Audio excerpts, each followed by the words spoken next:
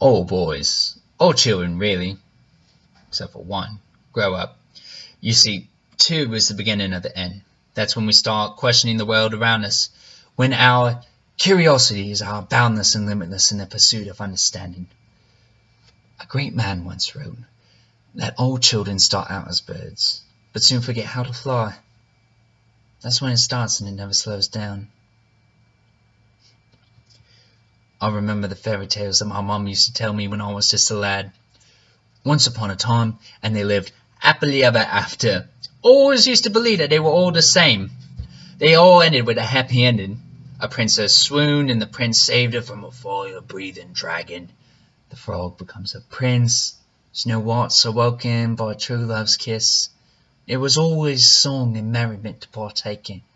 Great wealth to be shared. Wars, wine, single battles.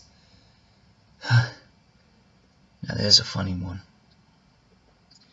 It's been over a year now and I'm still sitting in a trench being dusted by shrapnel. And the smell of decay all around me. A story of war. No matter what the story has no happy ending.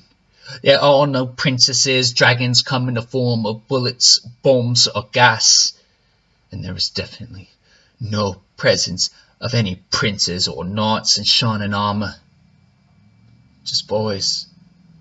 Boys who miss their mums. Boys who were looking for adventure and met the opposite end of a musket. Innocent boys whose lives were sacrificed for greedy old men sitting back in their homes as their plans unravel before them. Men who regularly feast on roast duck and potatoes and puddings galore and fresh cream and berries while others starve off ration tins. Men who never had to worry about closing their eyes, or worried they did, that they wouldn't open again. Men who profit from the misfortunes of others, all in the name of peace while harboring hostility. But what do I know? I'm just a boy. A lost boy at that. Abandoned by our captain we were, when the first and support trenches were taken. On most nights we tell stories between bouts of shell fire and going through the rounds. We try to pass the time. At least that's the best way to put it.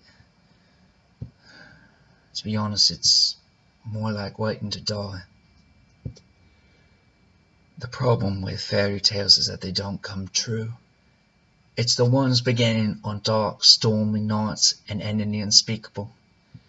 It's the nightmares that always seem to become reality. That's where the true adventure lies.